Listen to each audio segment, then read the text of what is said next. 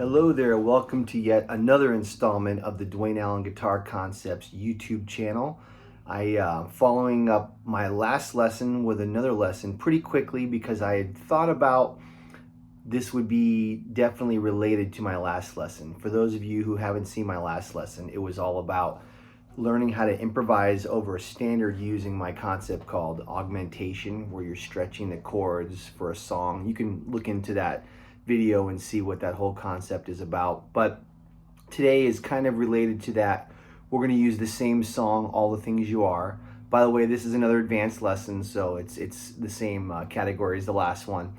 But we're going to talk about some exercises that you can do if you're working on chord tones soloing over a tune. Okay, so what does that mean? So anytime you're improvising over a standard, one of the things that all jazz musicians will work on is when they're playing their lines and their melodies and stuff, that they're focusing on the chord tones of each chord. And what that does is it really helps you outline the changes really well. So I'll put on some backup tracks to All the Things You Are, and you can hear just an idea of what that means.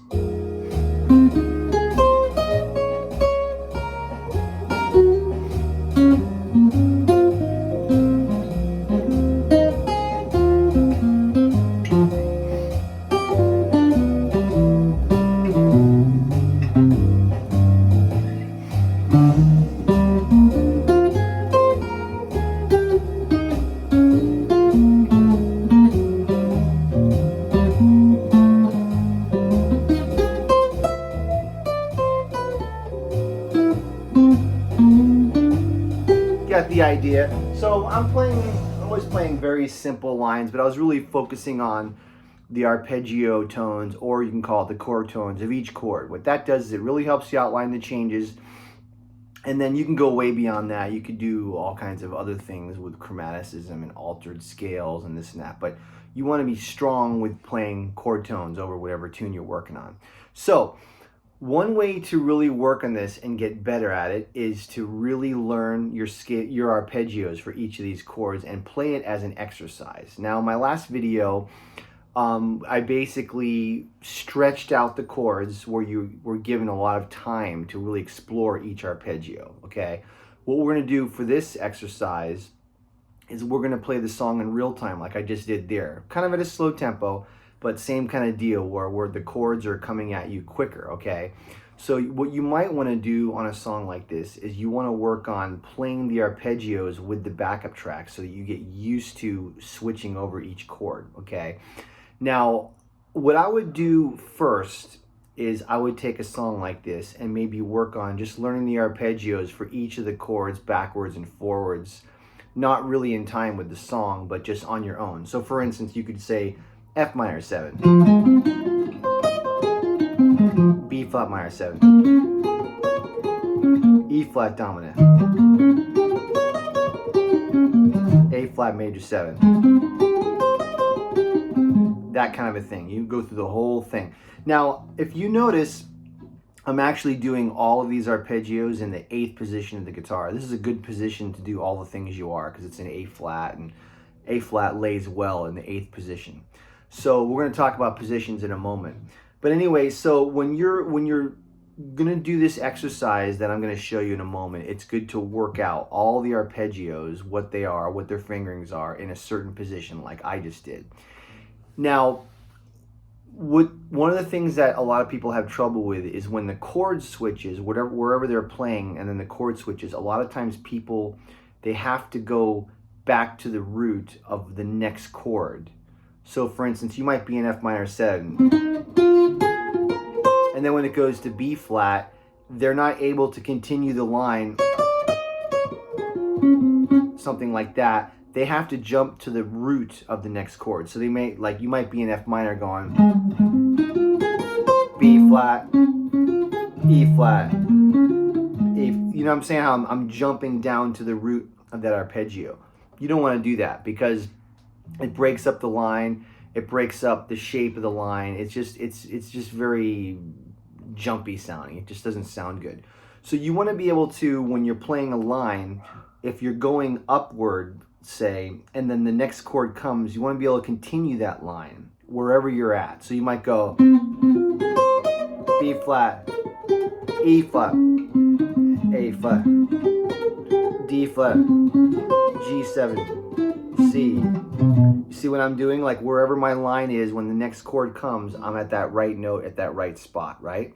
So there's this exercise that I'm going to give you guys that I've heard it called weaving by some people. I definitely did not invent this exercise. Everybody does this exercise. It's pretty common amongst jazz musicians. So what we're going to do is we're going to go up one arpeggio, down the next, up the next, down the next, okay? What that does is you get used to learning how to switch to a different chord change, and wherever you're at, you have to hit the next closest note right there. And that's going to really help you with your voice leading, okay? Voice leading means like whatever note you're on, that it resolves well to the next chord, okay? It's challenging. It's not easy to do. So there's one thing that I would have you do before doing this exercise that I call weaving, and that a lot of people call weaving. Make sure I play those arpeggios for you, right? I'm not going to teach them to you here because, you know, this is just a concept, okay? Practice your arpeggios going backwards. If you do that, this weaving concept will be easier, because a lot of people, they can go up, but they can't go backwards. So you need to practice all of your arpeggios going backwards. So let's say you've learned all your arpeggios for all the things you are. Then what you do is you do them going backwards. So F, B flat, E flat, A flat. You see what I'm doing?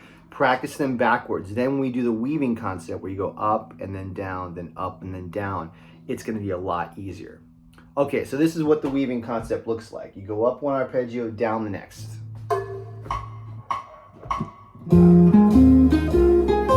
B flat, E flat, A flat, D flat, G7, C, C minor, F minor, B flat dominant, E flat major, A flat, D7. Get the idea? So what you're doing is you're going up one and then down the other. Let me close my door. My dog's barking. 1 second. So you're going up one and down the other. Okay, so that's the idea. So that's what you want to do. What that's going to really help you do is when you're playing your lines, right? You're able to pick up where the next one leaves off. So if I'm doing F minor 7, B flat, E flat, A flat, D flat, G7. You see what I'm doing? I'm able to keep the line going and have good voice leading. So whatever note that I'm on, when the next chord change comes, I'm able to hit the next closest note for that chord tone, okay?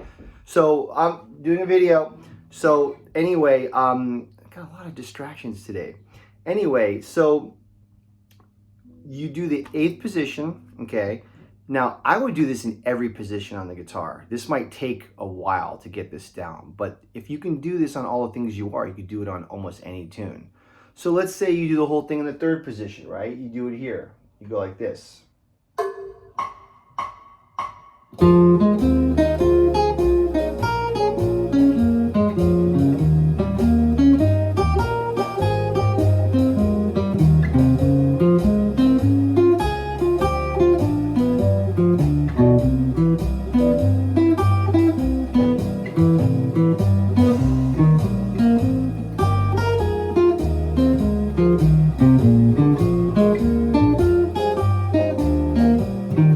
See what I'm doing? So I did the whole thing in the 3rd position, right?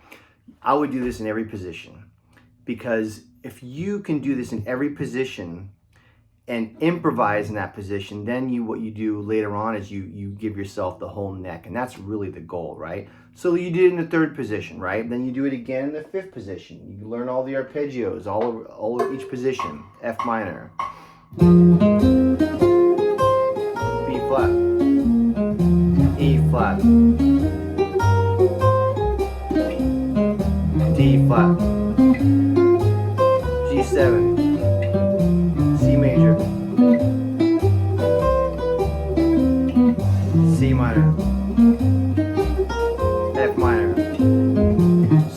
what I'm doing. So I'm kind of doing it in each position, going up and then back. And you could work on it. Notice how I'm also trying to really lock in and swing hard. That's what we always got to work on is time. This helps you work on swing, okay? It helps you work on your groove. And then when you go to improvise and play lines, you're gonna be much more locked in, have better time, that kind of stuff. So I would learn it in the 3rd position, the 5th position, the 8th position, the 10th position, maybe even like the 13th position. Learn them in all those positions. Then once you get all those down, then when you're soloing, just try to move around, wherever your lines take you. Okay, so now if you'll notice, I'm only playing arpeggios right now. So when you're soloing, you're never going to only play all arpeggios, but this is just an exercise. It's all it is. But it's good to do this as an exercise, like where you're soloing, where you're using only these chord tones, because it really helps you focus on the most important tones. Then later on, you can improvise, you can mix in scale tones and altered tones and all that stuff. So I'm gonna do a solo, again, only chord tones, but I'm gonna move around a little bit. And if you know each position really, really well, it's gonna be a lot easier to play horizontally. So like this, I might go.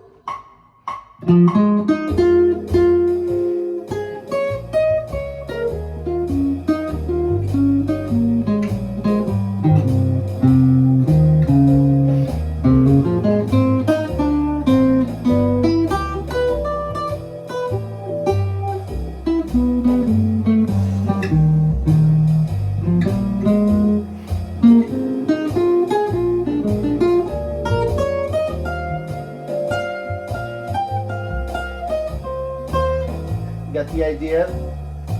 I was just moving around, wherever my lines take me. That's the way you really want to play. You want to play horizontally, but if you get each position and you isolate yourself in each position first and then start playing horizontally, it's going to help you a lot.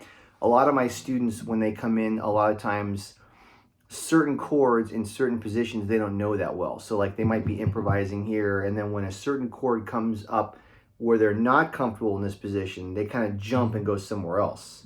It's good to move around, but not because you have to. You should be able to do it because the lines are taking you that way, right? So you should be able to play a solo over a song like this in every position perfectly. Every chord chain is equal. If you can do that, then you have the whole neck at your disposal. This is a great concept that you can do over any tune. Stella by Starlight, Foggy Day, Body and Soul, whatever, it doesn't matter. You can do it on any song. It's a great way to work on chord tone playing, okay? And these are just exercises. This weaving thing is an exercise, but it's a killer exercise. I highly recommend it. All right, so if you enjoyed this lesson, please hit subscribe, please hit like, tell your friends. If you have questions or comments, leave them down below. I hope you enjoyed this lesson. I look forward to seeing you next time. Have a good one.